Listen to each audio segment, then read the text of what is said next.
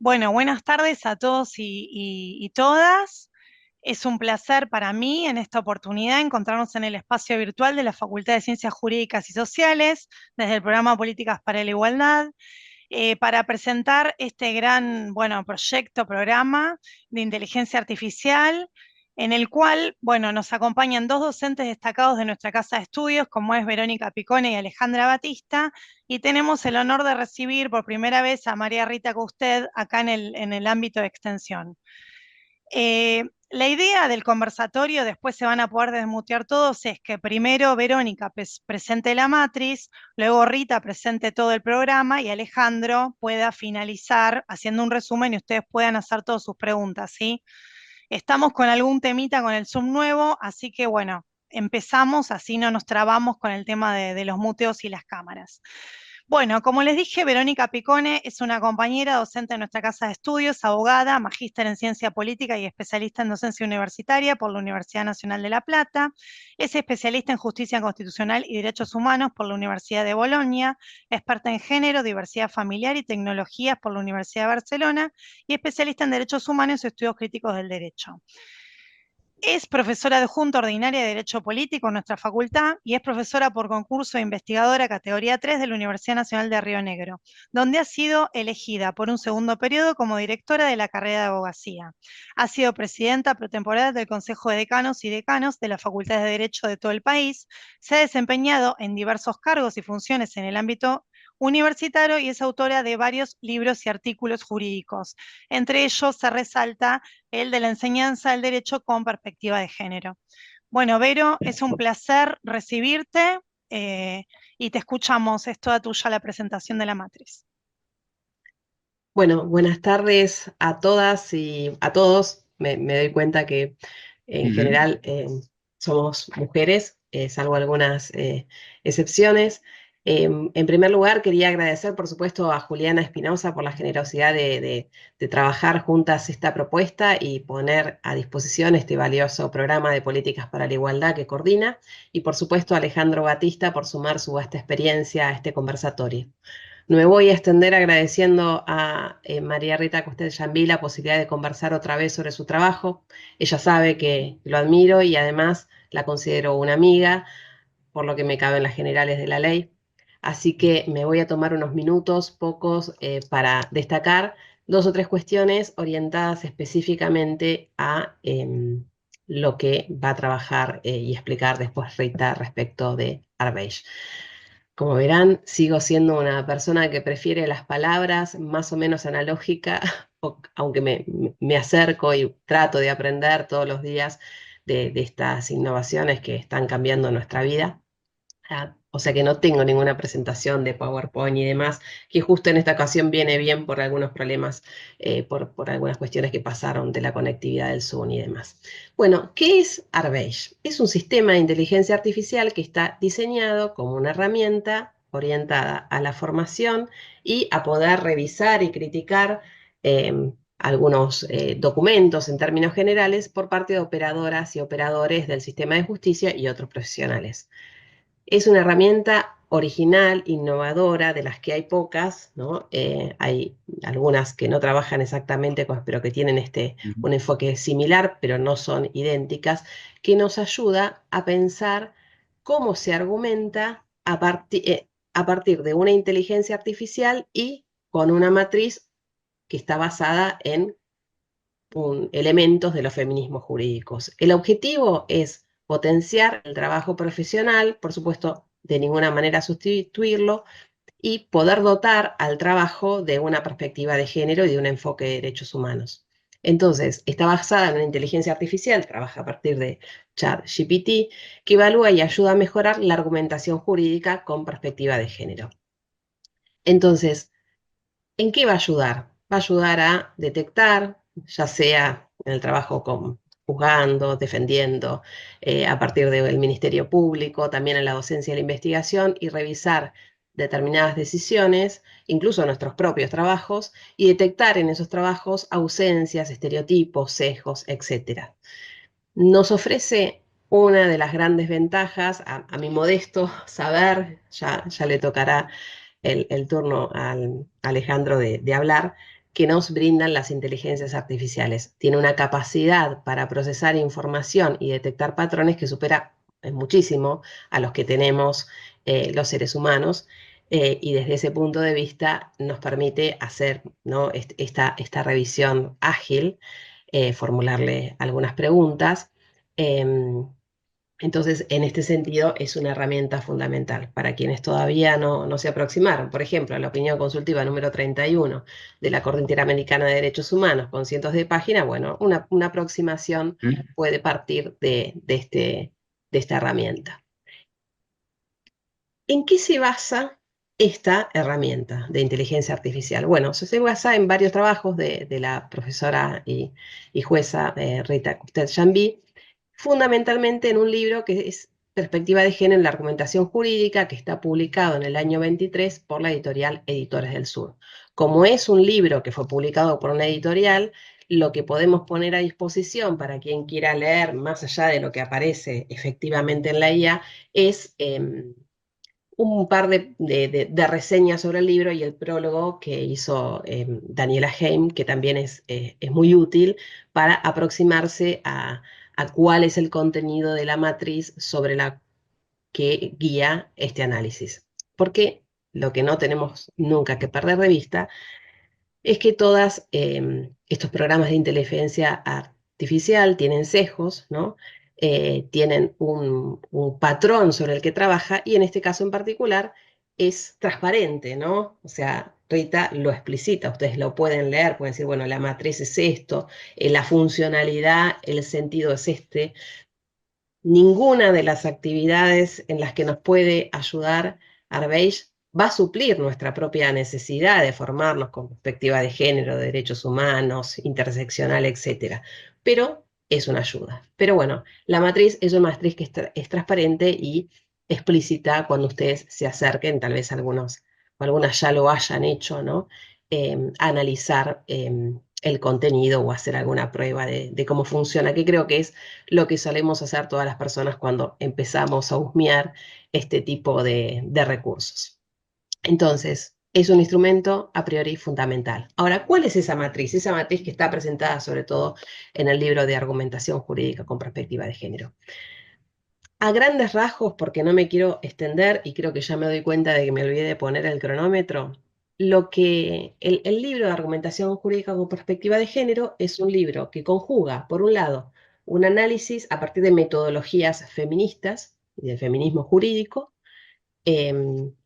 Sobre todo, Rita construye sus propias herramientas tomando a diversos autores, muchas, entre ellas a Catherine Barlett en varias metodologías y en una de esas metodologías también a Daniela Heim.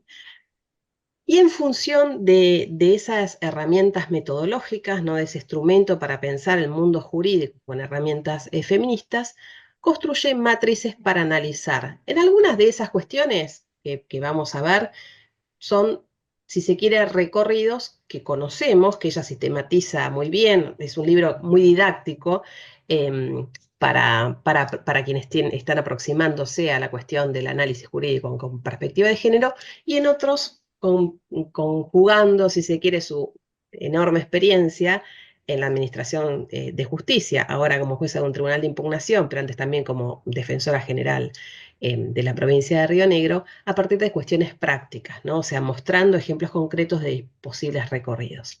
Entonces, lo que hay es una argumentación jurídica que tiene perspectiva de género porque se basa en métodos feministas que son explícitamente feministas y que además se conjugan además.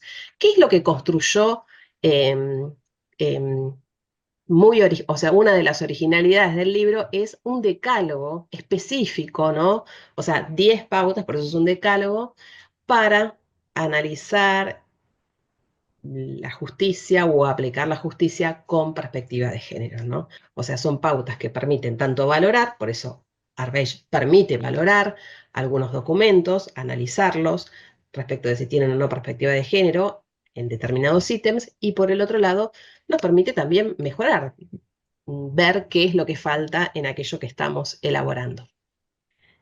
Dentro de esas 10 pautas no las voy a mencionar todas del decálogo porque me doy cuenta de que me voy a extender en el tiempo. Algunas las hemos seguramente sean conocidas para todos y todas quienes están aquí.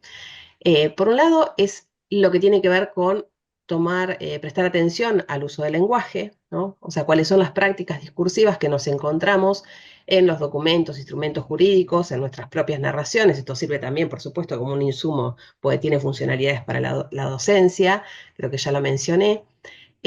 Porque las palabras siguen siendo y cada día son, me parece, importantes respecto de la posibilidad de nombrar, ¿no? O sea, la posibilidad de nombrar requiere palabras y en ocasiones palabras específicas que sean capaces de ser vehículos de aquello que ha quedado por fuera, si se quiere, del conocimiento, de los saberes, etc. En segundo lugar, hacer un análisis de la razón de la ley y los efectos específicos y concretos de las normas y de las prácticas. Esto tiene que ver con una denuncia tradicional de los feminismos y los feminismos jurídicos, que es erradicar esa falsa idea de que hay neutralidad en el derecho, que las normas están desprendidas no solo de las características de los sujetos, sino de su situación, ¿no? O sea, de las situaciones sociales, económicas, etcétera. Y tiene, por supuesto, en función de estos métodos feministas, un subrayado en lo que tiene que ver con una noción, una construcción interdisciplinaria, ¿no? Los análisis feministas siempre recuperan estas miradas más amplias, que no son solo desde lo jurídico y mucho menos desde lo dogmático. La tercera pauta tiene que ver con desenmascarar los estereotipos de género, ¿no? O sea, dar cuenta de cuáles son, registrarlos, ver las omisiones, o sea, esta justicia sesgada, esta justicia que se basa en creencias supuestas sobre determinadas respuestas o características de acuerdo a las identidades de género de las personas y ayuda a develar, si se quiere, esos estereotipos. El cuarto que me parece fundamental es identificar el contexto, la interseccionalidad y examinar los criterios de relevancia.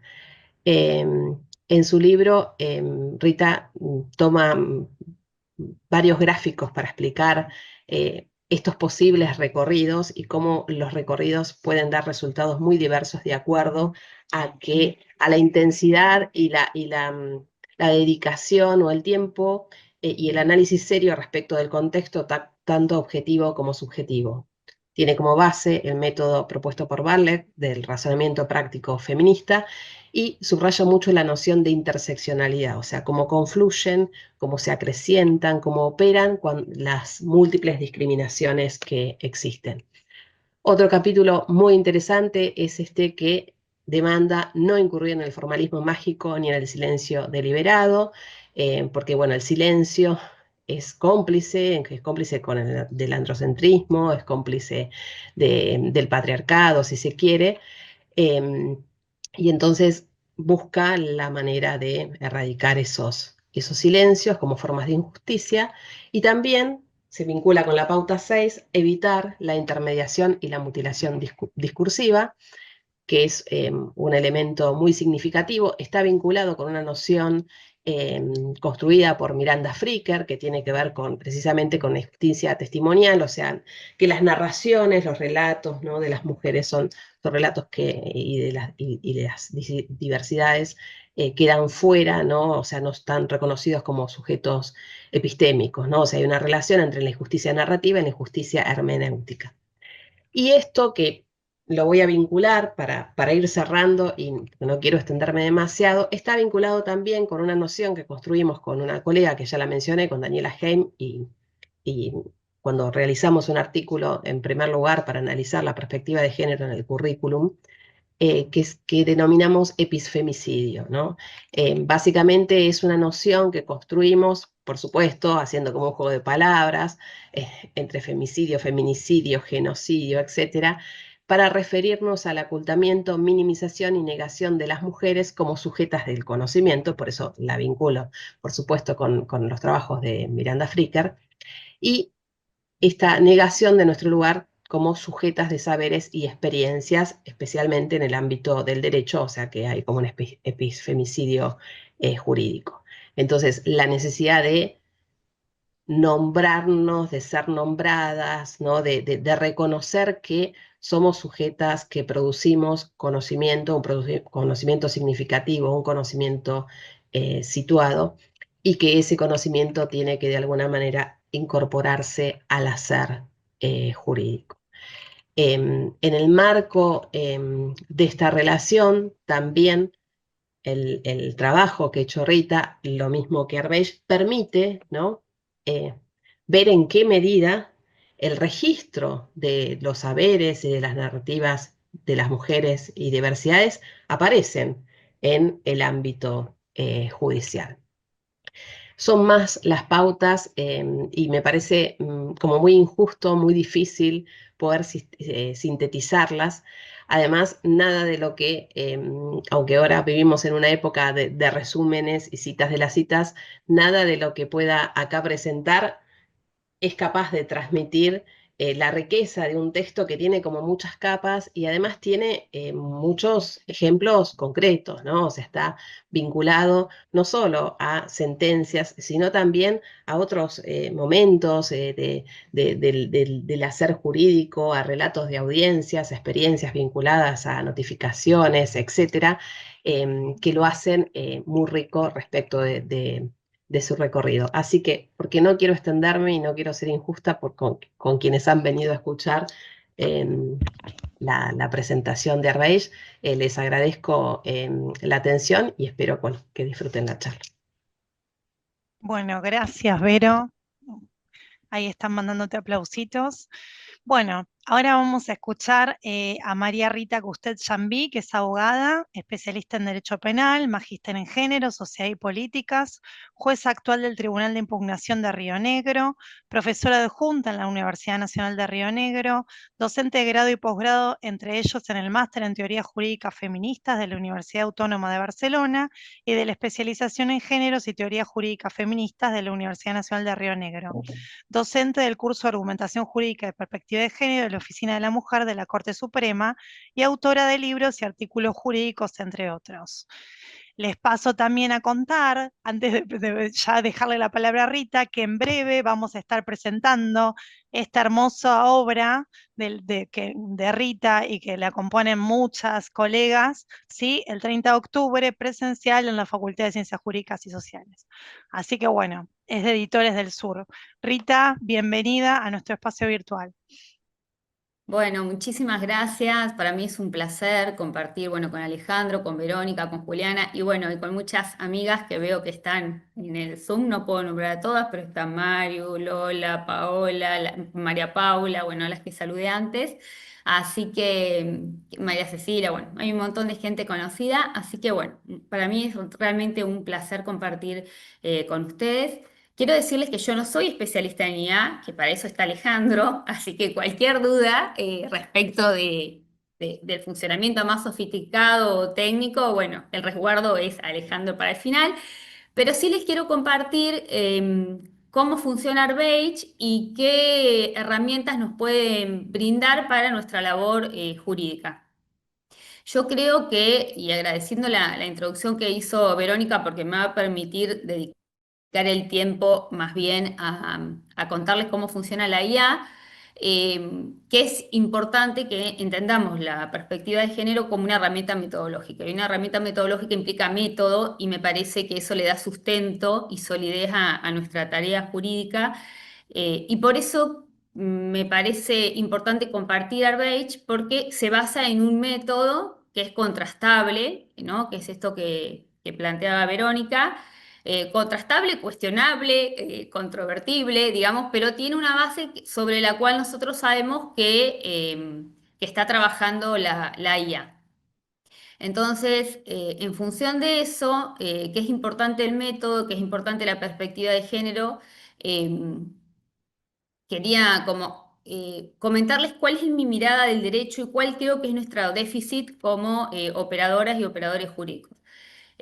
Yo creo que el formalismo nos invade nuestra formación, a pesar de que digamos, la enseñanza del derecho estos últimos años ha cambiado muchísimo. eh, Sigue habiendo un divorcio entre la vida y el derecho, lo comentábamos en el encuentro de la red, Mario estaba ahí, hizo un comentario también al final, como presidenta de la red de Mujeres para la Justicia. Creo que hay un divorcio y ese divorcio tiene que ver con que es muy difícil transmitir en los discursos jurídicos la vida misma, ¿no? Y la trayectoria particular y las experiencias de vida que atraviesan las mujeres y las disidencias son más difíciles de enunciar. Entonces eso de alguna manera genera muchas veces la incomprensión de determinadas decisiones, sobre todo en cuestiones de género. ¿Por qué? Porque si hoy aplicamos perspectiva de género al derecho y llegamos a determinada solución jurídica y no explicamos por qué hemos llegado a determinada decisión jurídica, se puede percibir más como un privilegio de género que en términos de justicia de género. ¿Por qué? Porque tradicionalmente pocas veces el derecho le ha dado la razón a las mujeres, ¿no? Entonces, si no se resistían al ataque sexual, entonces no eran violadas. Entonces, hoy tenemos que explicar qué implica el consentimiento para que las decisiones que tomamos y condenamos sean percibidas en términos de justicia de género.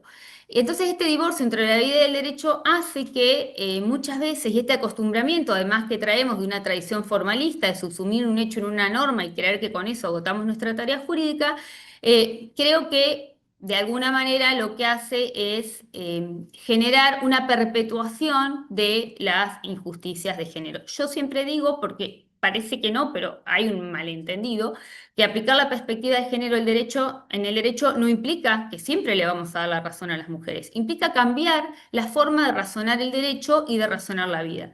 También digo que el derecho no es solo hermenéutica de la letra de la ley, comprender lo que la ley dice, interpretar e indagar lo que la ley dice, sino es hermenéutica de la vida misma.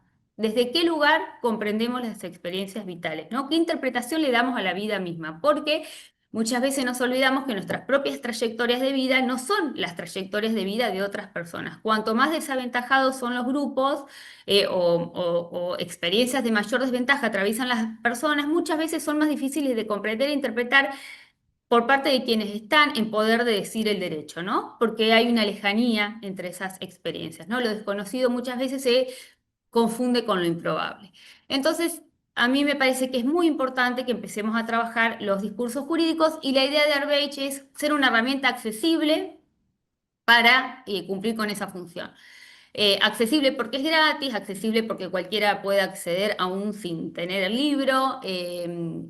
Y sí quiero decirles que no reemplaza nuestra labor. Está programada para no reemplazar la labor de quien tiene que argumentar y quien tiene que razonar, pero sí para interpelar, digamos, ¿no? Nuestros propios razonamientos y llevarnos o guiarnos en otros tipos de razonamientos, en otros tipos de, eh, digamos, en otros caminos para indagar sobre la vida, sobre las experiencias sobre las cuales tenemos que trabajar. Yo les voy a compartir pantalla, a ver, esta es la presentación, y ustedes me dicen si ven bien. Quisiera ponerlo en compartir, pero no sé dónde tendría que poner. Estoy buscando el... Abajo a tu derecha, que hay como a donde está Acá, más, gracias. ahí, Ya sabía que alguien me iba a arriba. auxiliar. Bueno, me dice si lo ven. Bien, Se ahí ve me enseña que perfecto. sí. Entonces, la idea es como avanzar. Yo sé que hay gente que ha trabajado con la IACA, así que sería muy bueno y muy lindo que después compartan sus experiencias. Se puede equivocar como toda IA, tiene que tener el control humano, seguro que Alejandro algo va a decir después sobre esto. Pero básicamente funciona así, ¿no? Bueno, para empezar es esto, yo creo que habitamos el mundo de las narrativas y que transformar el mundo que habitamos requiere en gran medida cambiar las narrativas, ¿no? Todo lo que decimos desde el derecho que es justo, injusto, democrático, antidemocrático, lícito e ilícito, genera sentido social, genera marcos de interpretación en la sociedad y por eso es tan importante que desde un lugar tan relevante como es el decir del derecho, los discursos jurídicos, empecemos a cambiar las narrativas y a transformarlas a partir de la perspectiva de género. ¿Cómo funciona esta IA? Básicamente yo acá hice un pequeño videito que dura creo que 3 minutos para que ustedes vean cómo funcionan. Para quienes no la han usado, es sobre una sentencia de una cámara de apelaciones. Acá vi que estaba la defensora del caso, no sé si estará el juez, pero que el tribunal llega a una misma solución con distintas argumentaciones. Se trata de un usufructo que había sido constituido por un señor en favor de su pareja, pero que esta pareja, por razones de salud mental, es internada, tiene algunas crisis, ella era víctima de violencia de género y nunca puede ejercitar ese usufructo, que además su pareja se lo había puesto a nombre de ella para no pagar la cuota alimentaria que le debía a una pareja anterior. Pero lo cierto es que esta mujer atraviesa diversas violencias de género y con patrocinio de la Defensoría Pública, vi que estaba la defensora, así que después si quiere comentar algo puede comentar, plantea que una reivindicación, digamos, del inmueble para poder gozar de ese usufructo. Y acá la Cámara, con votos divergentes, llegan a una misma solución, pero lo que analiza Arbeich es la argumentación de cada uno de esos votos. A ver si ahí se puede ver. Sí. Bueno, yo ahí lo que hago es copiar en el chat la sentencia. A mí me parece, después le voy a preguntar a Alejandro, voy a aprovechar, que muchas veces funciona mejor cuando yo copio la sentencia en el chat que cuando pongo un adjunto. Me da la impresión que toma mejor la información. No sé si es así, pero cuando puedo lo hago de esta manera. Yo le pedí que le avisé que es una sentencia de una cámara, que tiene diversos votos para que ya trabaje mejor y le pido un resumen del caso, porque esto me permite verificar que no está alucinando, ¿no? Entonces hace el caso sobre la reivindicación, resume básicamente lo que yo le estoy diciendo y empieza a hacer un cuadro comparativo de cada uno de los votos, ¿no? El primer juez rechaza el recurso de este hombre, a quien le habían ordenado restituir el inmueble a su expareja víctima de su violencia. Y el segundo voto también lo rechaza, pero enfatiza, según hace el análisis la IA, en que no se requiere tanto la perspectiva de género porque con aplicar derechos reales ya estaría suficiente, ¿no? Y después lo que va haciendo es aplica categoría por categoría, que fueron las que fue mencionando Verónica, si se cumplen o no se cumplen en general, haciendo énfasis en que el juez del primer voto sí visibiliza la violencia económica, sí visibiliza el padecimiento mental de la actora, sí aplica la perspectiva de género y enuncia que es necesaria la transversalidad de esta para resolver el caso y de alguna manera va cumpliendo con todas las pautas. Mientras que el segundo voto va desgranando de que no es así, que tiene un razonamiento más formalista. Después tiene una segunda matriz que es de la valoración probatoria, que va de alguna manera discriminando cuál es la prueba que se tuvo en cuenta para llegar a esta resolución y la relevancia o no que va teniendo para el tribunal. Y el tercer análisis que hace es del tipo de razonamiento jurídico que está haciendo. Yo después le pido un cuadro comparativo de los votos y lo va haciendo y va desgranando el argumento central, la valoración de la prueba, el uso de perspectiva de género respecto del primer voto, dice que es explícita, transversal y fundamentada, pero que en el segundo voto considera que el derecho real a la jueza es suficiente para resolver el caso. En el primer voto se reconoce la violencia física, económica y simbólica, contextualiza la acción como un reclamo de una víctima de violencia, mientras que en el otro voto no. En el estilo argumentativo, el primer juez tiene un razonamiento práctico feminista, mientras que el argumento de la jueza es más formalista. Bueno, habla del lenguaje, ¿no? Un lenguaje mucho más formal. Yo no le digo neutral porque no es neutral por ser más formal, pienso que por el contrario. En cuanto a la tensión del derecho entre derecho y género, sí bien lo visibiliza el primer voto y no así el segundo voto. Y después yo le pedí que me haga sugerencias para cada voto y que justifique las respuestas. Y lo que está haciendo el sistema es, respecto de cada voto, hacer sugerencias de mejora y hacer una justificación de por qué sería bueno o cuál sería la razón por la cual estos votos podrían mejorar. Para la conclusión general, lo que dice es que representa una base importante pero que sería bueno y marca la simetría entre los votos, entre este razonamiento formalista de la jueza y el razonamiento práctico feminista del juez, y dice que la importancia de que esto no sea así, porque esto limita el potencial transformador del discurso jurídico. Digamos, que un juez diga que es importante la perspectiva de género y otra jueza diga que es irrelevante para resolver el caso, no hace otra cosa que invisibilizar trayectorias de vida que tienen que ver con este conflicto, ¿no? Entonces, bueno, básicamente les quería mostrar cómo funciona y marcar esto de por qué la relevancia del discurso jurídico con perspectiva de género. Otra de las cuestiones que les quería comentar, voy a poner acá la presentación. Yo lo uso mucho, claro, como soy una jueza de impugnación, lo uso mucho para analizar los votos. Siempre leo antes de subir un fallo, nunca voy a la fuente de la IA, o sea, nunca la IA es fuente de conocimiento para mí. Yo sé lo que le estoy cargando y controlo además que la IA está trabajando sobre la información que yo le di, pero yo la uso bastante para analizar votos y digamos, en mi faz académica también me sirve para contrastar, analizar, revisar proyectos, que no me vaya a olvidar nada. Pero también esta IA tiene posibilidades para abogados litigantes. Ahora vamos a ir viendo todas esto me lo dice la propia IA porque le pregunté a la IA para qué operadores sería de utilidad Arbage y me hace estas respuestas. Yo sé que hay gente que ha trabajado en varios de estos aspectos, por eso le decía que me lo comenten, ¿no? Bueno, yo, volviendo a lo que les estaba diciendo, uso mucho el análisis comparativo de instancias, de votos, de valoración jurídica, pero sé que desde otros roles en el sistema jurídico, judicial, puede ser útil para otras tareas y también la IA sirve para esto. Antes de seguir, les quiero comentar que cuando yo estaba armando la IA, pensé mucho en la importancia de preservar los datos, ¿no?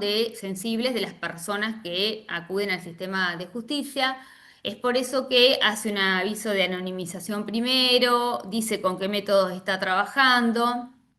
Es bien transparente, le pueden preguntar por cada análisis que hace, cómo llega a ese análisis, pero también tuve en cuenta de que, como lo pueden usar diferentes personas a partir de este link con el cual acceden al chat, era importante que esa utilización no modifique la base sobre la cual trabaja Arbage. ¿Por qué? Porque la IA aprende y se va a ajustar a mis propias necesidades, ¿no? O sea, a mí como jueza o como docente universitaria, la IA me responde conforme mi propio perfil, ¿no? Nos va leyendo, Alejandro, después podés, si querés, ampliar un poquito esto, pero nos va leyendo y digamos, va ajustando sus respuestas a nuestras propias necesidades, inclusive sus preguntas o sus sugerencias, ¿no? De ayuda.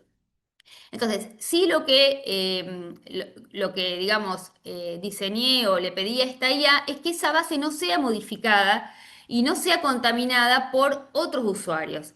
De esta manera preservo además los datos sensibles que otros usuarios irresponsablemente pudieran subir a sus chats. Entonces, esta IA trabaja solo con el libro de base y estándares de la CEDAW y de la Corte Interamericana. Al principio yo la había armado con protocolos, por ejemplo, de la Corte Suprema de México para juzgar con perspectiva de género, pero yo me di cuenta que se perdía el método ahí porque mezclaba el razonamiento que yo propongo en mi libro y otros tipos de razonamiento. Entonces funciona, digamos, como con estas dos bases. Pero eso no quiere decir que cada persona, según su caso particular que esté trabajando, o su perfil, o su materia de especialidad, le vaya agregando otra información. Por ejemplo, si yo estoy trabajando con un caso de abuso sexual, yo lo que le puedo pedir a la IA no solamente es que aplique estas matrices, sino que además aplique la opinión consultiva, la recomendación 3 del MECSEBI sobre consentimiento en casos de abuso sexual. Entonces, a la matriz de análisis que yo le cargo en la base, cada persona le puede ir agregando otros documentos. Si tengo un caso de, no sé, cuidados parentales, le puedo poner en un caso concreto que me analice determinado documento legal a la luz de la observación 12 del Comité de los Derechos del Niño, digamos. cada usuario le puede ir enriqueciendo el análisis con los otros documentos de referencia que les quiera agregar específicamente. Estos documentos yo al principio notaba que los tenía que cargar. Ahora, si le pongo opinión consultiva 31, me la busca automáticamente y me la agrega, no necesito cargársela. Dependerá en cada caso, eso podrán ir viendo ustedes cuando la utilicen. Bueno, yo les decía que puede ser utilizada en diferentes roles en el ámbito, voy a mirarla ahora para no pasarme, en el ámbito de la justicia, y los defensores, abogados, litigantes la pueden usar para este control de sentencias, criticar los formalismos, los estereotipos, los silencios, controlar obviamente con la matriz 2 la valoración probatoria, para impugnar decisiones con falta de perspectiva de género, para preparar alegatos orales, para construcción de petitorios de reparación simbólica y estructural. Estamos poco entrenadas o entrenados para desafiar el formalismo del derecho y pedir reparaciones simbólicas y estructurales, y para esto nos puede ayudar. Bueno, obviamente para la incorporación transversal del enfoque de género e interseccionalidad en todos los documentos legales que le subamos, para la redacción crítica de escritos, demanda, contestaciones, amparos. Yo a veces le pongo, no quiero que seas indulgente, quiero que seas bien crítica, ¿no? Alejandro hace que sí, porque seguramente nos va a contar después que las IA tienden a quedar bien con nosotros y que las sigamos utilizando. Bueno, el análisis crítico de la normativa, esto del efecto de la ley, ¿no? Esta pauta 2 que yo traigo con la pregunta de las mujeres, estos efectos diferenciados, y el apoyo para litigios estructurales, ¿no? Cuestiones de contexto, misión estatal, políticas públicas. Para eso nos puede servir. Yo vi que estaba Marianela por ahí, que ella me dijo que la estaban utilizando en la defensa para algún caso concreto y que les había resultado de suma utilidad. Entonces, por ahí nos puede traer un marco de análisis que estamos omitiendo por la carga de trabajo. Y muchas veces pasa eso también, ¿no? Que esto sirve como un checklist para cuando tenemos mucha carga de trabajo no omitir, no olvidarnos y omitir cuestiones importantes. Para los fiscales, análisis de hipótesis investigativa desde el género y digamos, del contexto estructural, redacciones de imputaciones sin estereotipos, obviamente que aporta un montón al lenguaje claro, valoración de prueba con estándares reforzados del sistema interamericano, revisión de sobreseimientos de absoluciones con la matriz 3, preparación de alegatos estructurales y simbólicos, diseño de estrategia de persecución penal con enfoque diferencial. Elaboración de instrucciones al jurado con advertencias pedagógicas. Yo la verdad es que esto de las instrucciones del jurado no sabía que estaban usando Herbage, pero en un curso que dieron, que dio el equipo para otra provincia, que dio el equipo de comunicación del Poder Judicial de Río Negro, escuché que ellos lo utilizaban para la elaboración o para poder corregir instrucciones a los jurados también. Digamos, esto lo supe por ellos, así que le pregunté a la IA, me dijo que sí, en principio no lo había dicho, puede ser que haga otras funciones y que yo lo desconozca. Bueno, es cuestión de probar, ¿no? Bueno, para juezas y jueces, básicamente son, obviamente, la evaluación a través de estas matrices, de no olvidarnos de incorporar el contexto estructural y la interseccionalidad. Para diseños de resoluciones con impacto transformador, propone a veces. Digamos, esto también tiene que ver con el nivel de interlocución, digo yo, ¿no? Como toda conversación, cuanto más yo le exijo, el sistema mejor responde, y si por ahí tilda de que no hay un impacto transformador en la resolución, yo le puedo decir, bueno, ¿cuál sería una solución con impacto transformador?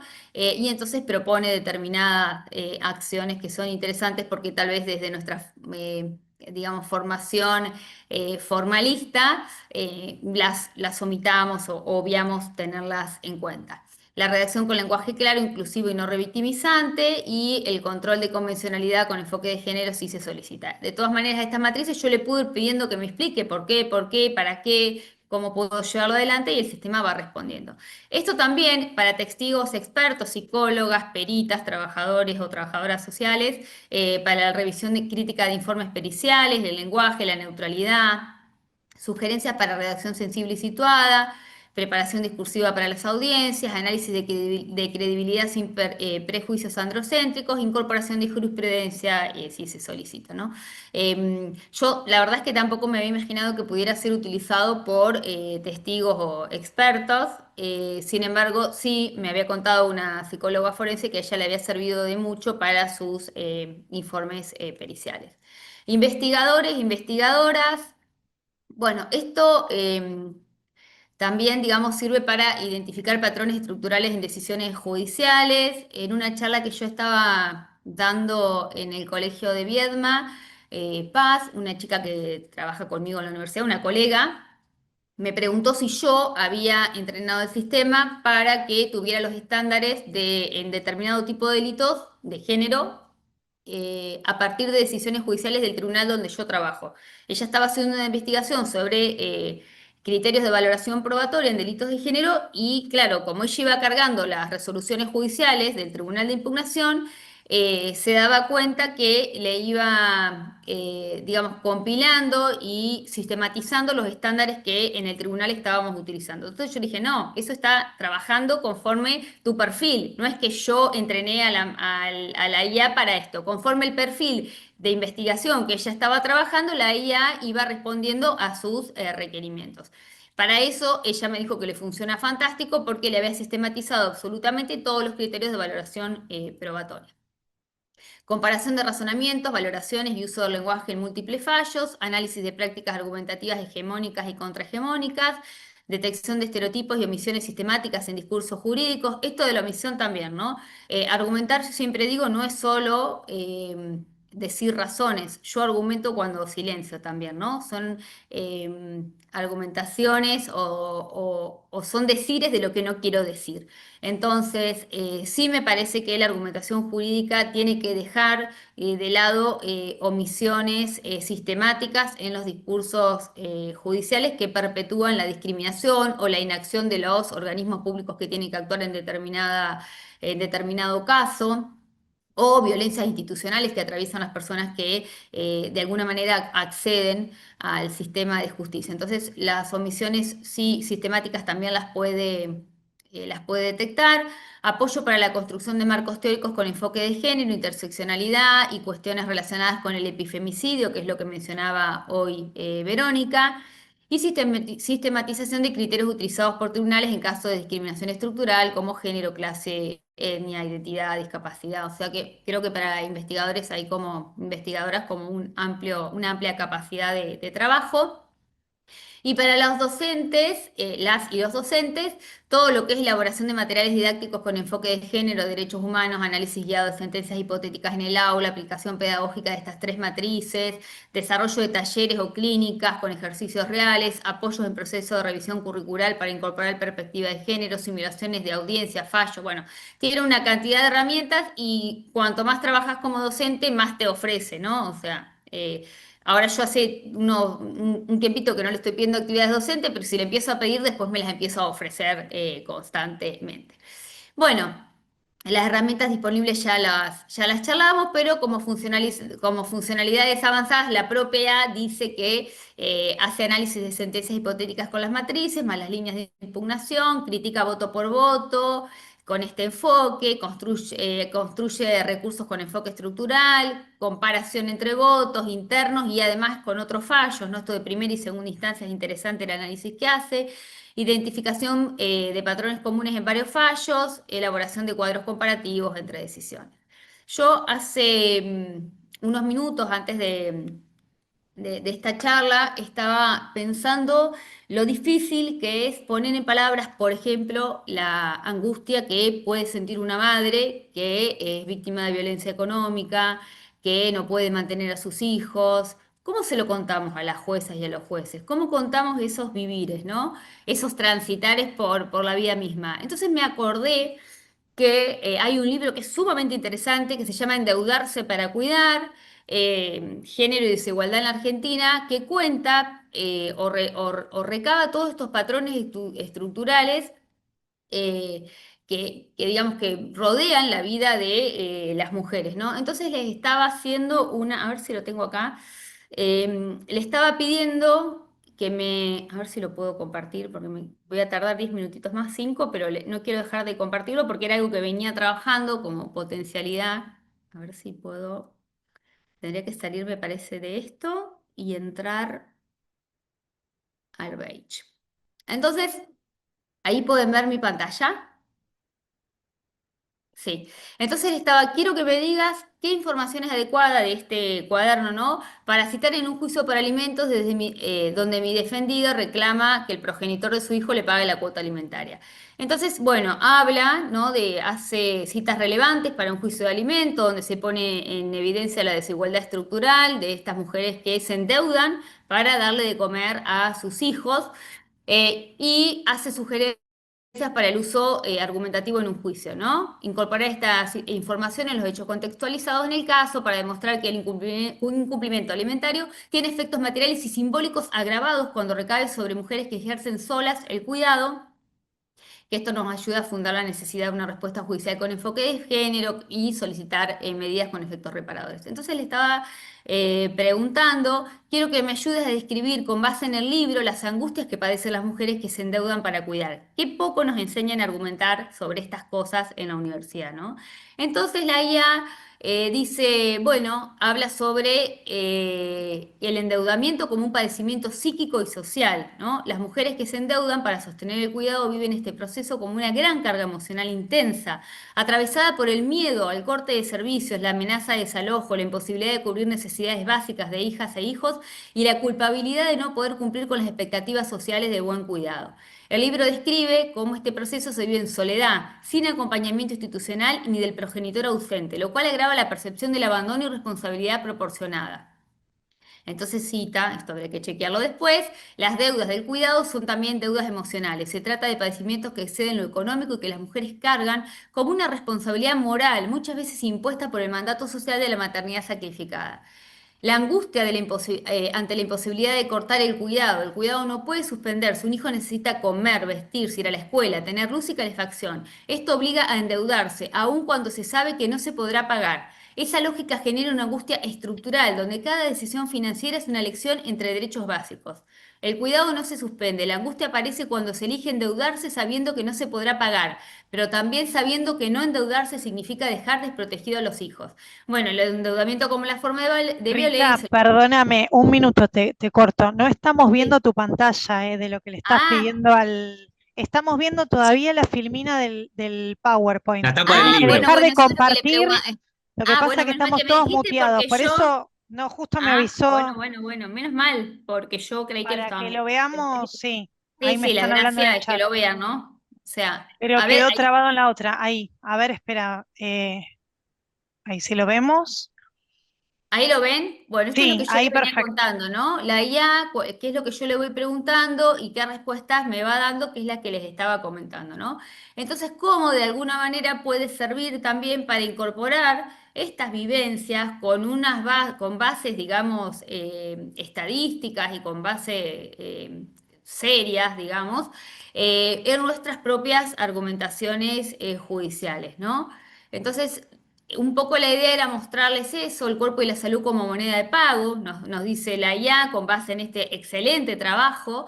Eh, el libro muestra cómo muchas mujeres dejan de atender su propia salud, suspenden tratamientos, comen menos o mal y resignan su descanso o sueño para sostener los gastos del cuidado, las consecuencias físicas y salud mental, las angustias de la invisibilidad de estos padecimientos, ¿no? Entonces, bueno, un poco quería mostrarles que no es solo o no sirve solo para hacer matrices de análisis, también nos puede servir para generar otros discursos que conecten la vida con el derecho, como le digo yo, ¿no? Bueno, ahí sí volví al Power. Para ir Ujú. finalizando, yo creo que esta ya tiene algunas ventajas, que es accesibilidad universal, es gratis, que tiene un marco teórico sobre el cual trabaja, que es transparente, que no va a sustituir la inteligencia humana ni la labor de quien juzga, del abogado, la abogada, el fiscal, la fiscal, el investigador, la investigadora, pero sí que nos puede ayudar en nuestra tarea, a mejorar nuestra tarea. Tiene algunos desafíos, que es como que dependemos de terceros, porque esto trabaja en OpenAI. Yo no sé si sería posible en algún momento tener otros sistemas que fueran más abiertos, por ahí Alejandro nos puede decir. Ujú. Eh, El tema de la protección de datos, acá es crucial la responsabilidad ética de quien usa la IA, de no cargar absolutamente nada respecto de quienes están inmersos en nuestros escritos jurídicos. Sí, Data Género, las chicas de Data Género generaron un sistema de inteligencia artificial que se llama Imurai, que es excelente porque anonimiza los datos sensibles, entonces creo que es una buena sinergia entre Amurai y esta IA u otras IA, ¿no? Entre que anonimicemos y podamos tener eh, un buen uso también de Airbase, por ejemplo, si trabajamos también con esta excelente herramienta que es Imurai. Y bueno, y como toda IA tiene margen de error, hay que controlar, el humano tiene que estar y es nuestra responsabilidad ética usarla como corresponde y con los límites que tiene un sistema así. Algunas checklists de recomendaciones para usar esta IA, que me las ha dado la propia IA, pero además yo he verificado que es así. Usar sentencias, dictámenes o escritos completos y anonimizados. Cuanto más detalles tenga el texto, mejor será el análisis. Si tengo un artículo 280 de la Corte y lo subo, difícilmente me puede analizar algo, por ejemplo. Entonces es importante la completitud o si yo le puedo dar un dato de antemano. Definir el tipo de documento, ya cuando le voy a dar la orden, hacer el prompt, si es una demanda, si es un alegato, si es una sentencia, si son dictámenes, si son informes periciales. Y ahí dice qué se le puede pedir. De todas maneras, esto yo se los voy a dejar porque se lo di a Juliana para que lo tengan.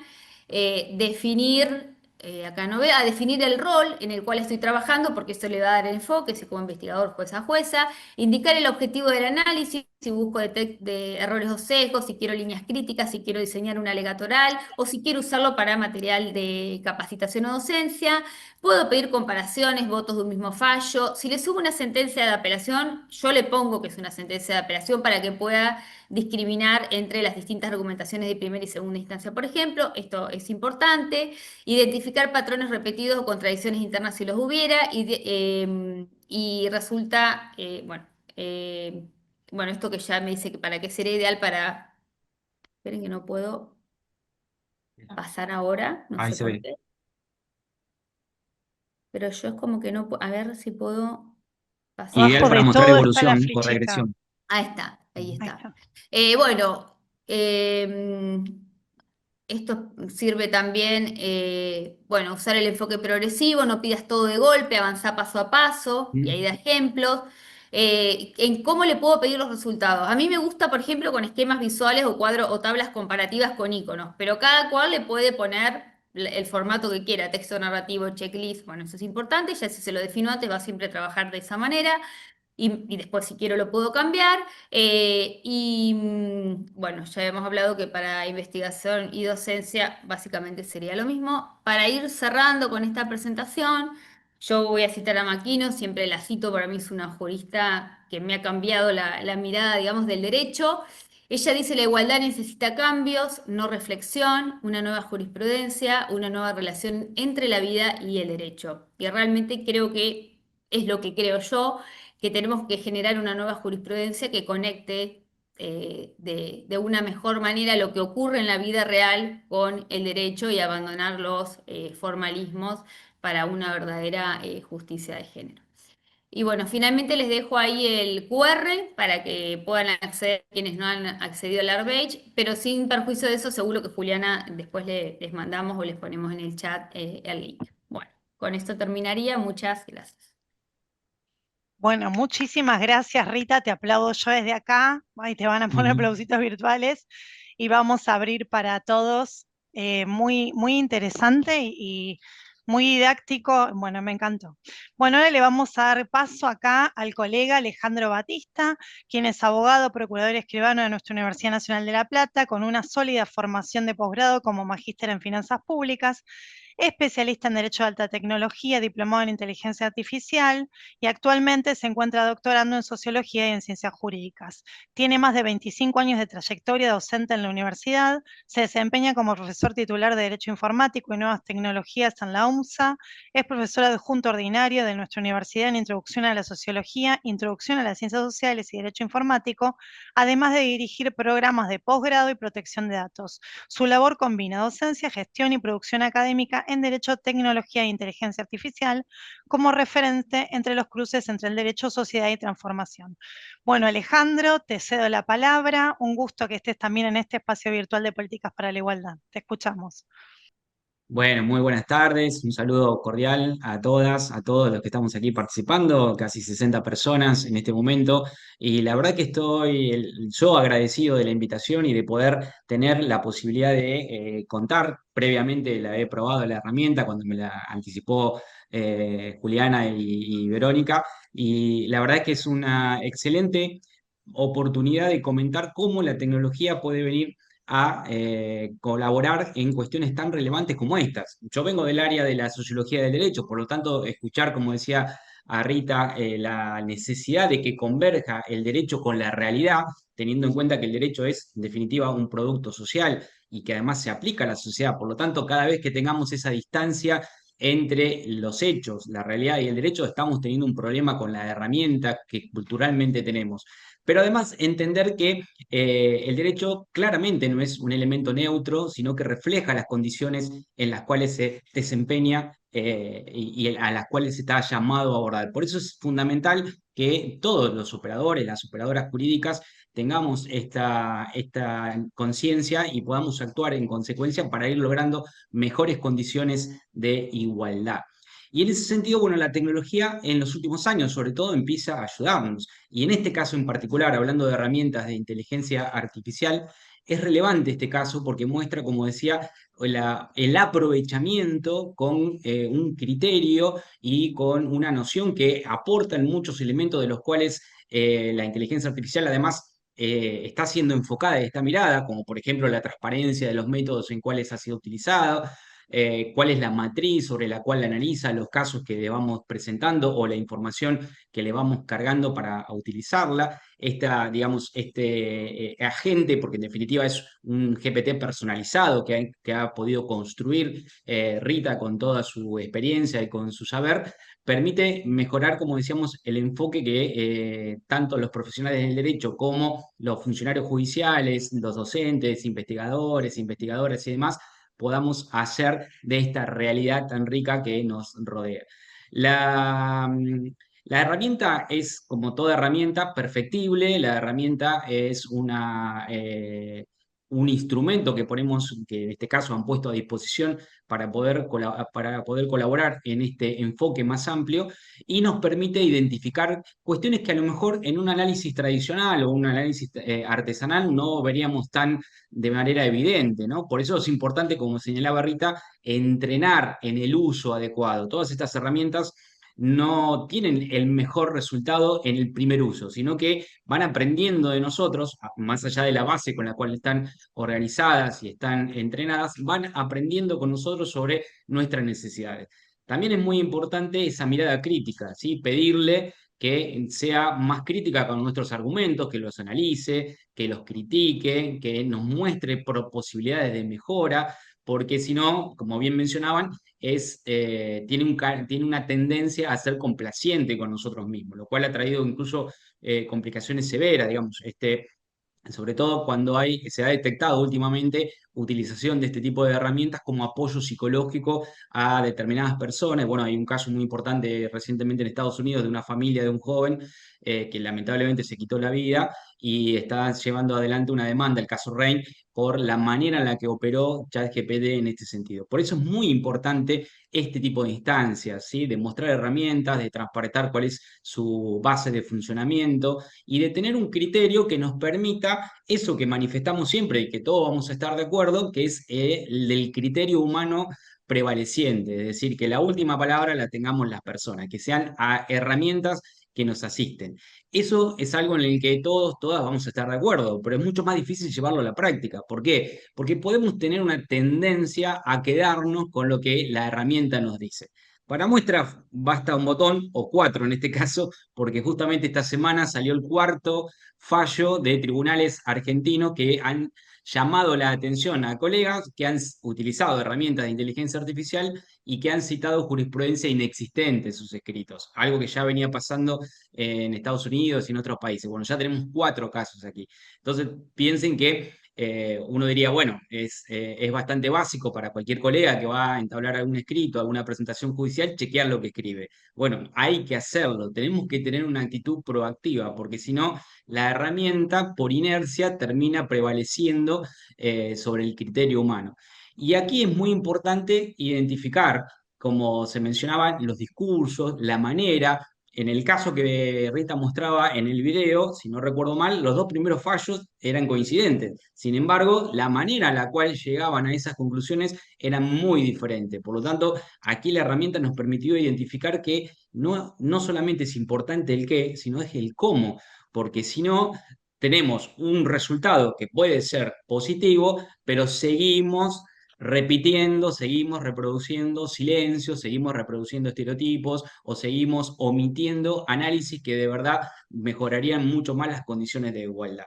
Y eso surgió por el análisis que hace la herramienta, porque está entrenada para eso y porque por eso puede ser una herramienta muy, muy interesante para los distintos roles. Eso muestra además la flexibilidad que tiene, es decir, no está solamente ajustada a un determinado perfil. Cada uno de los usuarios, me incluyo, porque por ejemplo ya lo hemos hablado en nuestro curso de Introducción a la Sociología, donde tenemos la temática de perspectiva de género de manera transversal en la materia y además me adelanto de manera transversal en la carrera, en nuestra Facultad de Ciencias Jurídicas y Sociales, doy por descontado que vamos a ser muchos los docentes que vamos a estar utilizando Arbash para poder complementar nuestra enseñanza y para poder mostrar a los futuros operadores jurídicos, a las futuras abogadas y abogados, una mejor manera de reivindicar el derecho con perspectiva de género, de reivindicar la igualdad, no solamente en los textos, no solamente en las disposiciones normativas, sino en el ejercicio cotidiano, que es donde se debe fortalecer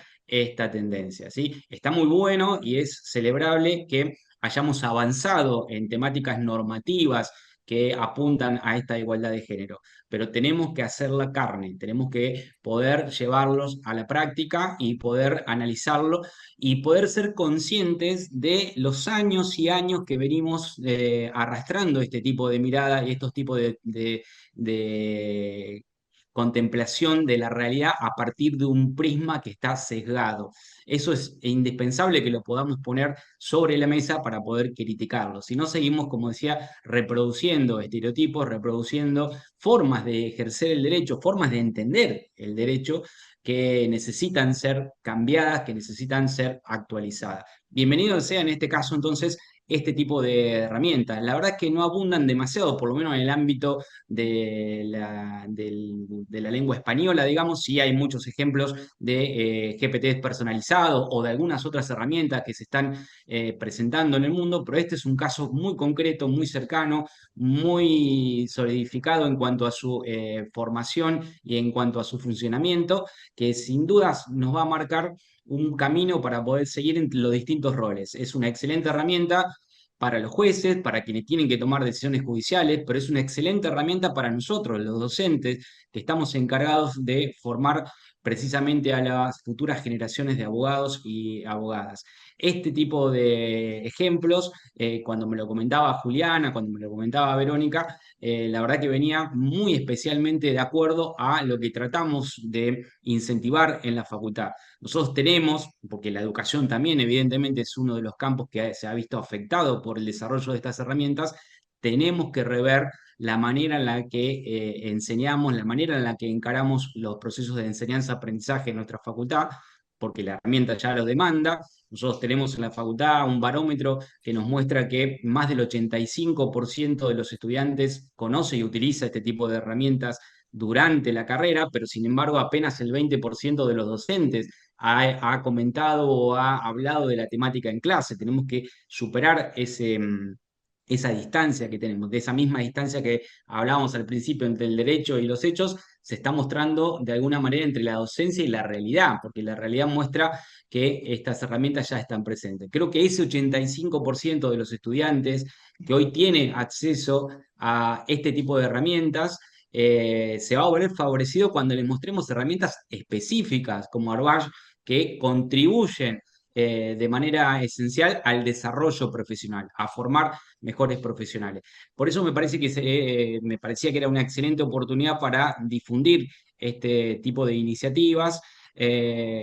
Entendí que Rita no se ha preparado técnicamente, digamos, no es especialista en derecho informático ni nada parecido, pero eso muestra que lo importante es la creatividad, lo importante es la manera en la que concebimos el derecho y la manera en la que, tomando una herramienta que hoy está disponible, que está a un clic de distancia, que impacta de manera profunda, transversal y acelerada, ¿sí? A veces nos cuesta mucho entender estos procesos de cambio en los que estamos inmersos y que son tan acelerados.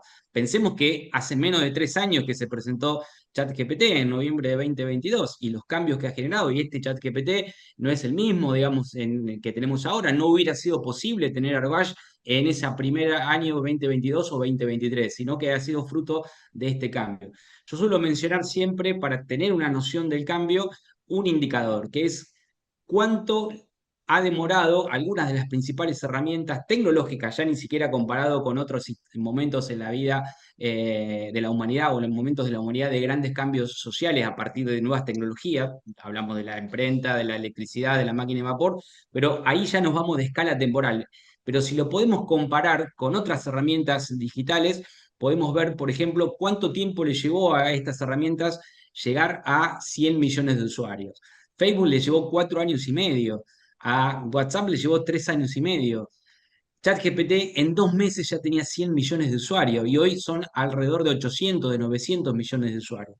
Creo que el desafío que tenemos, los docentes, los funcionarios judiciales, quienes de alguna manera interactuamos en el marco normativo, en el marco jurídico, porque además somos mediadores entre el acceso a la justicia y el acceso y a la difusión y protección de los derechos de las personas, decía, el desafío que tenemos es primero, ser uno de esos 800 o 900 millones, que igualmente es una proporción todavía baja de la población general. Pero además, luego de estar dentro de esos 800 millones o 900 millones, tratar de avanzar en el tipo de uso. Y este es un ejemplo de ello, porque uno podría quedarse directamente en utilizar ChatGPT o las herramientas similares simplemente para consultar, o plantearse, como lo ha hecho Rita, de qué manera desarrollar un propio GPT o una propia herramienta o eventualmente una aplicación que hoy podemos pedirle a la propia inteligencia artificial que programe por nosotros, pero se necesita esa chispa, se necesita esa creatividad, esa curiosidad, esa tendencia permanente a saber cómo podemos mejorar las cosas. Creo que es un excelente ejemplo para eso, para que nos podamos animar, para que quienes nos están escuchando hoy o quienes tomen contacto con este tipo de herramientas a partir de la utilización que vamos a ir haciendo en las aulas o en los distintos ámbitos en los que nos toca funcionar, se animen también a pensar sus propias herramientas, se animen a poder utilizarlas para todo tipo de trabajo, no solamente para cuando tengamos que hacer una presentación, cuando tengamos que preparar material en la clase, cuando tengamos que analizar, como hacemos en la facultad, sentencias o análisis de jurisprudencia, sino también para ver de qué manera nos expresamos, de qué manera comunicamos nuestras ideas, hasta qué punto esas prenociones de las que hablaba Durkheim nos siguen llegando y nos siguen marcando un sesgo en la sociedad de tantos años y años. Esta herramienta, por lo tanto, me parece que pone en las manos de cada uno de nosotros una posibilidad inmejorable para poder avanzar como sociedad. Yo celebro mucho que existan este tipo de iniciativas y por eso nos parecía importantísimo desde la facultad y desde el lugar que en este momento me toca ocupar, que es el de la Secretaría de Políticas Digitales, podamos hacer toda la difusión que sea necesario y poder llevar a conocimiento de toda la comunidad académica de nuestra facultad y a donde podamos llegar para que realmente puedan aprovechar este tipo de herramientas y vean un caso concreto de uso útil, creativo y con impacto social como es el de Arbash. Bueno, muchas gracias. Bueno, gracias Ale, gracias, un placer. Tienen Si todos, quieren, si quieren conversamos en lo que compartir, quieran. sí, si quieren compartir experiencias, les deshabilité para que se puedan desmutear. Está Rita, Perfecto. Vero, Alejandro. ¿Pudieron ¿Lo han desmutearse? usado? Si no, háganme con la manito porque Sí, ahí ¿Alguien sí. que haya probado? alguien que haya probado, claro, Rita quería eso. A ver. A ver. Sí, Andrea está levantando bueno, la mano, Gloria. A ver, Gloria. vamos por orden. A ver, Andrea, te escuchamos. Hola, buenas tardes. Bueno, lo mío muy básico, pero bueno, comentarles que me sirvió la herramienta Rita, me encantó. Como varias etapas. Primero estoy en la etapa de registrar, digamos que yo soy jueza civil, qué cosas se suben al protocolo, ¿no? Qué cosas decimos en la Ujú, sentencia y cuántos datos personales estamos dando. Entonces, como que me preparé en el trabajo previo, tratar de eliminar, o sea, qué sirve para que sea jurisprudencia, ¿no? Comparativa de un caso con otro. Esta semana lo usé con dos sentencias que las trabajé primero y después usé la herramienta. Y bueno, creo que en las cuestiones, o en lo personal, ¿no? Las cuestiones de género, lo más difícil es ver lo invisible. Entonces me ujú. sirvió en ese aspecto, digamos, en advertir, por ejemplo, en el escrito de demanda, en el escrito de contestación, qué cosas habían silenciado o qué estereotipos se estaban presentando y que no resultaban tan claros, ¿no? Porque en civil y comercial lo que pasa o lo que veo es que la perspectiva de género está ausente, casi nula, Ujú. en los planteos, en los interrogatorios, en la prueba. Entonces es muy difícil cuando llega a sentencias, ¿no? ¿Qué tomo? ¿Qué Claro. trabajo? ¿Cómo sentencio? Así que eso me sirvió. Al principio comencé como trabada porque no sabía qué prompt darle, qué instrucción, pero me sirvió mucho, sobre todo el esquema, los gráficos, porque fueron muy concisos y me ayudaron a estructurar un poco mi razonamiento y a visualizar si el resultado al que había llegado estaba ajustado y corregir algunas cuestiones. Así que me encanta. Muy bien. Estaba Gloria, me parece que Sí. quería decir algo. Sí, yo también cuando llegó a mis manos la probé justamente en un fallo que sin perspectiva de género yo consideraba que no habían considerado cuestiones totalmente invisibilizadas y me confirmó las dudas totalmente. Y a partir de ahí quedé maravillada con la aplicación y justo estaba haciendo unos cursos de inteligencia artificial, así que junto con mi hijo, que tiene bastantes nociones y conocimientos, le pedí que me ayude a entrenarme para realizar agentes. Hice 3 agentes de inteligencia artificial, no Ah, muy uno. bien. Eh, sí, enfocados en 3 aspectos diferentes, ¿no? Uno en lo que es el derecho procesal, en el otro más universalista, Ujú. y otro más para mediación y justicia restaurativa. Así que les volqué diferentes matrices y diferente eh, información, ¿no? Y documentación. Y bueno, y ahí los estoy probando, como decía Rita, el tema de las guías, a mí Ujú. también, yo pruebo, a veces digo no, si le pongo determinados fallos y después no me gustan los resultados. Y me quedé pensando con lo que decía Rita, que yo puse ahí la pregunta, en qué manera puede modificar el agente eh, la carga de información o de preguntas, mejor dicho, eh, generalizada, ¿no? Si el toqueteo de la gente puede modificar el origen para el cual fue creado. Bueno, en Ahí principio, lo que tenemos. Sí. Ah, perdón, dale, Rita. no, yo ahora, no, igual te iba a decir Alejandro vos, que por ahí contestaras, yo te iba a decir mi experiencia, bueno, gracias Andrea y gracias Sí. Gloria. Yo en realidad como la entrené para que no pueda modificar. Sin embargo, a mí me Ujú. da la impresión, y acá viene la pregunta para Alejandro, que como va Claro. cambiando GPT sus versiones, era 4 punto no sé cuánto, y era 5 no sé cuánto, que como que supuestamente cada vez razona mejor en la IA, a mí me da la impresión que de vez en cuando algún ajustecito hay que hacerle.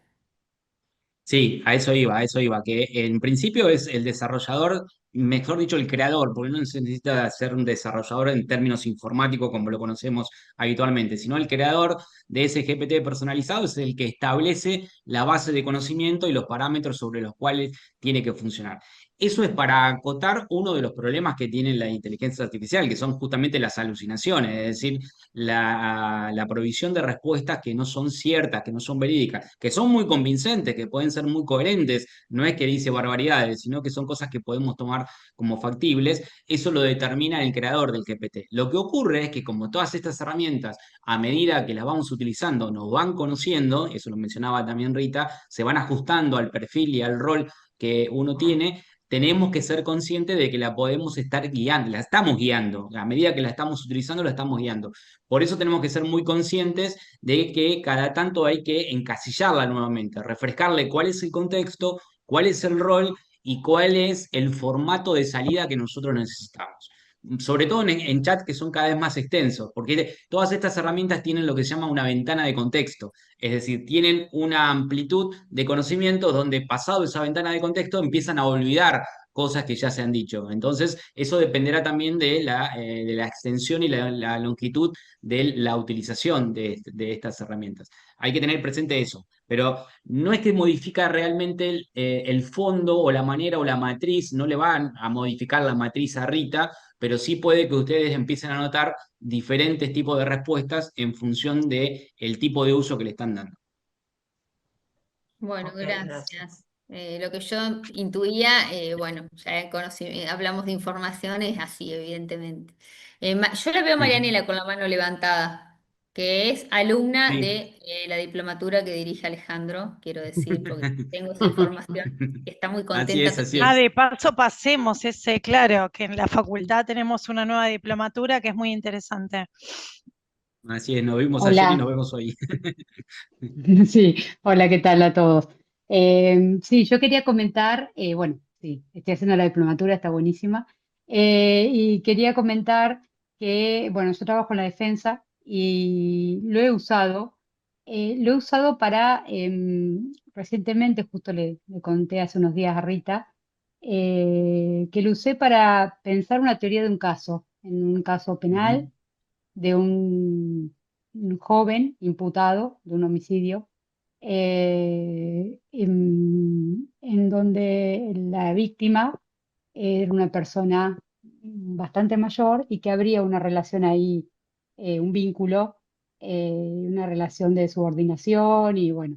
Entonces, para pensar una posible legítima defensa y pensar prueba, aportar, teoría, armar la teoría, se me ocurrió poner el caso hipotético en la IA y la verdad que estuvo buenísimo para para empezar con el razonamiento, digamos, del caso y a pensar el caso.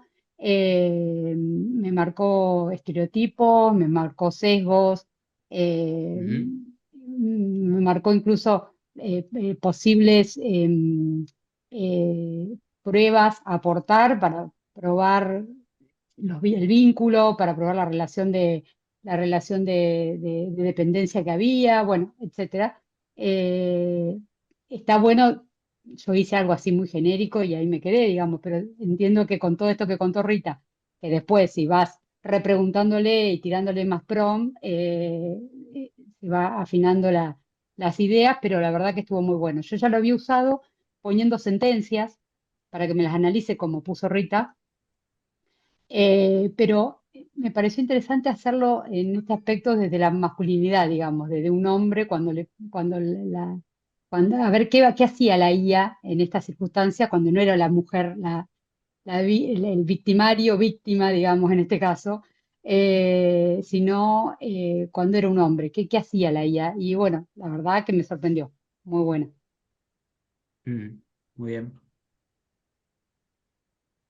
Ahí tenemos Bueno, a Ana, me estaba parece, ¿no? Ana. Sí, Sí, Ana. Sí, sí. ¿qué tal? Bueno, primero felicitar porque la verdad que ya está, mientras no bien pasaron la dirección, ya me puse a hacer cosas y a probarla porque realmente es súper interesante. Tenía algunas dudas. Una es si esto está hecho como esa personalización del ChatGPT que cualquier persona puede hacer o es una API en particular. Y la otra es hasta qué punto, no por la base de datos, entiendo que siempre se va a referir a los materiales estos subidos y esto que explicaban recién, pero hasta qué punto en los intercambios que tiene con otros usuarios no se van modificando cosas, por más que siempre se referencie con los materiales subidos. En el estilo de intercambio, si no va aprendiendo cosas que después utiliza con otros. Y lo pregunto porque me pasó con el ChatGPT, que yo lo uso bastante, y que estaba creando un concepto nuevo que no había leído en ninguna autora ni ningún autor. Y una amiga mía en su ChatGPT gratuito le pregunta sobre algo y le contesta usando mi idea, digamos, que no está. Bueno, cuando le interrogué a mi ChatGPT sobre eso, me dijo, bueno, yo no voy a decir lo que vos me dijiste, pero sí, si alguien me pregunta justo sobre ese tema, puede ser que conteste usando este concepto que vos estás trabajando. Bueno, ahora le puse toda una serie de prohibiciones para que eso no lo hiciera, pero de todas maneras no sé si eso lo respeta o no. Entonces me pregunto eso, hasta qué punto los intercambios que se dan con alguien después no alimentan los intercambios con otra persona. Bien, sí, sí. ¿Querés que comente algo, Rita? Sí, sí. Sí, bueno, en primer lugar, el tema del desarrollo. Si yo vi bien, por lo que estuve observando de la herramienta, es un GPT personalizado. Es decir, la posibilidad no es solamente la personalización que uno puede hacerle como usuario normal, sino que en general, no sé si lo ha cambiado ahora ChatGPT, pero ya en las cuentas pagas uno puede generar un GPT personalizado, ahí es donde nosotros le damos un rol que se va a quedar fijo para ese GPT y le damos una base de conocimiento, que es lo que intentamos es que justamente no alucine. Y lo que decía Ana es que en el intercambio, en el uso de estas herramientas, sobre todo si estamos en las cuentas gratuitas, tenemos que ser conscientes que le estamos brindando información y que los datos que nosotros estamos cargando en estas herramientas están siendo utilizados para entrenamiento de las herramientas. Por eso es que puede aparecer después en otro usuario. Se supone que en las cuentas, en las otras versiones pagas, uno puede determinar que la información no sea cargada a los servidores. Por eso la importancia de la anonimización de los datos, ¿sí? Porque si no, además, ahí tenemos otro tema, tenemos la ley de protección de datos personales, además de la reserva, además del secreto profesional, si estamos hablando de los abogados, las abogadas con sus respectivos clientes, porque, digamos, si estamos proporcionando datos personales, jurídicamente eso es una transferencia internacional de datos que está prohibida en términos generales, salvo algunos supuestos, por la ley 25326. Por eso es que se puede dar lo que mencionaba recién Ana. Sí, la mía es una versión paga y aún así me pasó esto. De Bueno, todas maneras, ahora por lo eso que decía, se hice, supone que, se supone que claro, ahora se le supone di que, una serie de prohibiciones de no poder compartir ciertas cosas, ciertos como intercambios que tengo. No es un material subido, sino intercambios que tengo. Bueno, no sé si dará claro. resultado o no. Hay que probarlo. Sí, sí, sí, sí, por eso hay que tenerlo con mucho cuidado. Por eso también se están desarrollando herramientas propias. Yo les quería comentar que la semana pasada Andrea decía que las juezas, no sé si es de aquí, de la provincia de Buenos Aires, los distintos poderes judiciales de las provincias están empezando a emitir recomendaciones, pautas, directrices. Creo recordar que Río Negro es una de las que ya tiene, Sí. Neuquén, Tucumán, Santa Fe. La provincia de Buenos Aires todavía no tiene, pero yo creo que en breve lo va a tener. La semana pasada hubo una capacitación aquí en La Plata, en el Instituto de Estudios Judiciales, organizado por la Suprema Corte de Justicia con expertos de UNESCO. UNESCO tiene una serie de recomendaciones específicas, hay un material muy interesante de principios de uso de inteligencia artificial en el ámbito judicial, por eso les decía, creo que pronto la va a tener. Y la novedad de esta semana fue que el Ministerio Público en la provincia de Buenos Aires ya emitió una resolución, la 1475 del 25, que establece una prueba piloto de utilización de una herramienta que han desarrollado internamente que se llama Chatia, que va a ser probada de manera experimental en algunos órganos dependientes del Ministerio Público. Así que también es interesante prestar atención a cómo la justicia, por esto que decía Ana, por el tema de la información, de los contextos de uso de esa información, de hasta qué punto tenemos control o no tenemos control. Por lo tanto, siempre lo más importante es prevenir. anonimizar, cambiar datos, utilizarlo, porque no es lo mismo, por ejemplo, si yo estoy utilizando un sistema de inteligencia artificial para que me analice jurisprudencia o para que me analice sobre todo normativa, a si lo estoy trabajando en un caso en el que estoy involucrado, digamos, o que tengo a mi estudio. Ahí es indispensable que hagamos esa tarea previa de anonimización para evitar este tipo de cuestiones.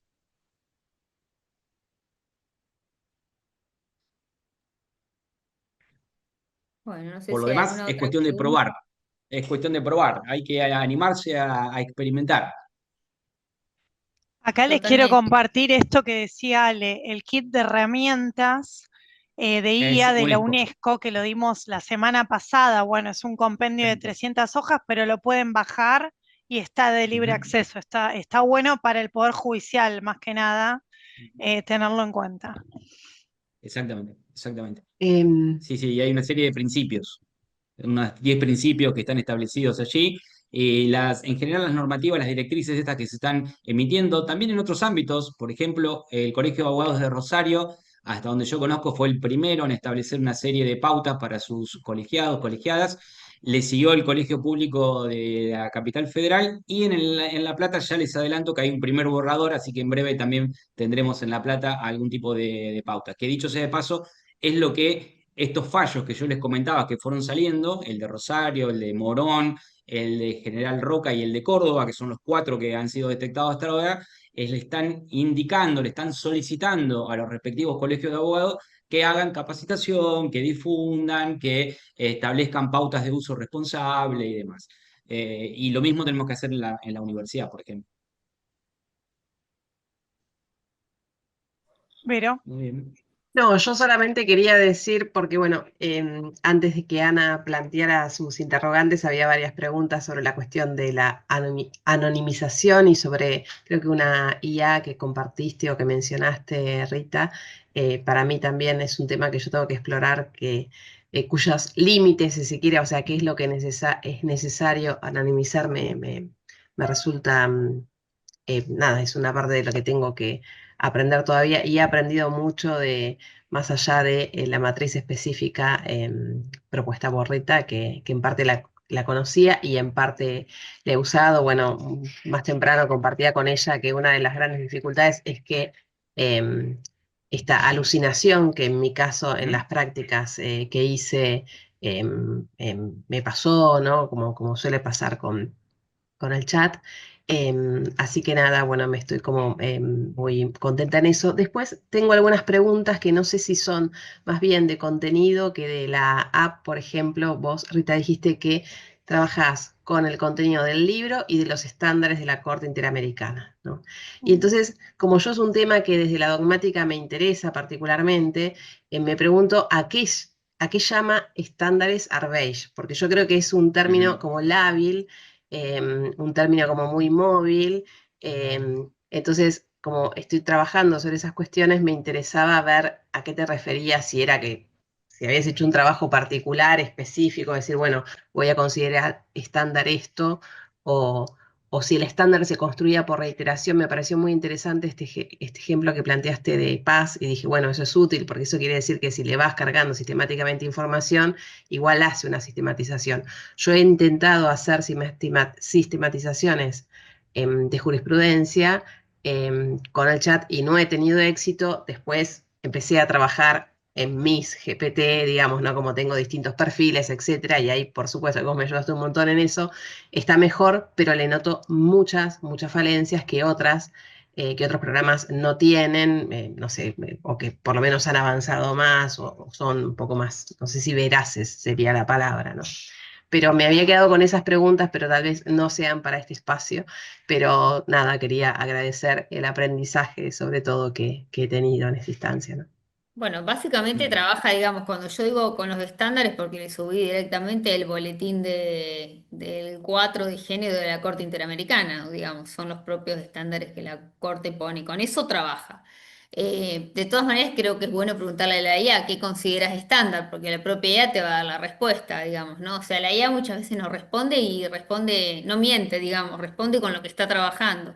Eh, Así que, bueno, eso yo lo que decía es que cargué solamente las bases metodológicas de mi libro y esos estándares, porque cuando yo me había dado cuenta que le había cargado otros documentos, como el protocolo para jugar con perspectiva de género, metodológicamente hacía un mix ahí que a mí no me cerraba. Entonces es preferible que la persona que lo use, si trabaja con niñez, le suba la observación 12, si trabaja con cuidados, le suba la opinión consultiva 31, que cada uno le vaya dando el perfil, porque ya la máquina después empieza a trabajar, digamos, el agente, como vamos a hablar con propiedad, como dijo, nos enseñó Alejandro, va a trabajar con esos parámetros que le subiste de otras observaciones, de otras opiniones consultivas. Sí. A mí me ha pasado eso, yo noté, no sé si lo estoy expresando técnicamente bien, pero como que se olvida, aunque vos lo configures, bueno, lo hemos visto, ¿no? Aunque lo configures, le pongas documentos, digas, trabajar sobre esa base, los olvida, a veces los olvida en el lapso de 10 minutos y a veces no, a veces recupera que hace unos días estuviste trabajando y te cita el trabajo Sí. que hiciste, etcétera. Yo no sé con qué tiene que ver, si se va firmando o sea, va tomándote como modelo, como persona que interacciona, o por ahí tiene que ver con la demanda que recibe en un momento determinado. Conozco, pero bueno, ya tendré que hacer la Tiene diplomatura, que ver con, Alejandro. Tiene que ver con todo eso, exactamente con los elementos que estás mencionando. Por eso decía que es conveniente ir ajustándole los parámetros cada X tiempo, ¿sí? A medida que lo vamos utilizando, le vamos dando más consistencia a la respuesta que vamos a obtener. Entonces hay que reiterarle eso, hay que pedirle que se acote a lo que nosotros necesitamos y que trabaje con esas características. Porque todas las herramientas de inteligencia artificial tienen la tendencia a estas alucinaciones. Esta semana también salió un informe de OpenAI, la empresa detrás de ChatGPT, diciendo que están tratando de controlar eso lo más posible, pero que son elementos inherentes a la propia infraestructura tecnológica de la herramienta. Ahí preguntan a Sí, sí. Alejandro cómo es el nombre de la diplomatura, Cecilia. Ah, Hola sí, Cecilia, la porque diplomatura, ahora está en redes. les paso un enlace por acá. La diplomatura es una diplomatura en Legal Tech e Inteligencia Artificial. Es una diplomatura de posgrado en la Facultad de Ciencias Jurídicas y Sociales aquí en la Universidad Nacional de La Plata. Primer año, este año comenzó. Primer corte, O claro. sea, empezó en Ujú, marzo. No es exactamente. presencial, ¿no? Porque Marianela la Es está haciendo virtual, y está perdón, acá. virtual. Sí, virtual. Ahí se lo estoy poniendo. ¿Tenemos alguna otra consulta como para ir cerrando? Bueno, les agradecemos a todos, especialmente a Rita, que es la primera vez que estás en este espacio de extensión. Es un placer enorme. Ojalá te tengamos en vivo en la Que no sé facultad si lo nuestra, dijiste, muy Rita, al pronto en final, La que sos Plata. graduada de la UNLP o no. Ah, Graduada de no. la Universidad de La Plata, Muy orgullosamente bien. graduada de mi Ya querida está, listo. Bien, facultad. bien. Una más que cayó en la pública. Muy Muy bien. bien, muy bien, muy Sí, bien. sí, Una sí. iniciativa Orgullosamente de una graduada. graduada de la Universidad Nacional de La Plata. Excelente, excelente. Sí, sí, sí. Bueno, Rita, fue Seguramente un nos vamos a volver a gusto encontrar. tenerte y bueno, un placer enorme, Vero, que traigas esta actividad a Ale con todo el trabajo que hace dentro, puertas adentro, con este laboratorio de inteligencia. Bueno, nada, y sigamos construyendo, los esperamos el 30, ¿no, Vero? Para la presentación del libro. Sí, sí, vamos a pasar el día 30 de octubre, vamos a presentar un libro que dirigió, que compiló Rita, que tiene que ver, bueno, siempre con una parte, otra parte de este trabajo, que es una relectura de fallos de la Corte Suprema de Justicia de la Nación con perspectiva de género. En muchas ocasiones utilizando, bueno, herramientas que ella sistematizó en el libro de argumentación jurídica y bueno, cada una de las autores, Rita, no sé si lo querés presentar vos, fue como un poco dando su matiz, su recorrido a, nada, no muchos casos, porque tampoco hay tantos, pero está bueno volver a leer, ahora que tenemos como otro prisma, ¿no? Esas cuestiones, así que el 30 hay una presentación presencial virtual, pero bueno, va a ser un encuentro que quienes están en La Plata o puedan venir a La Plata son bienvenidas y bienvenidos.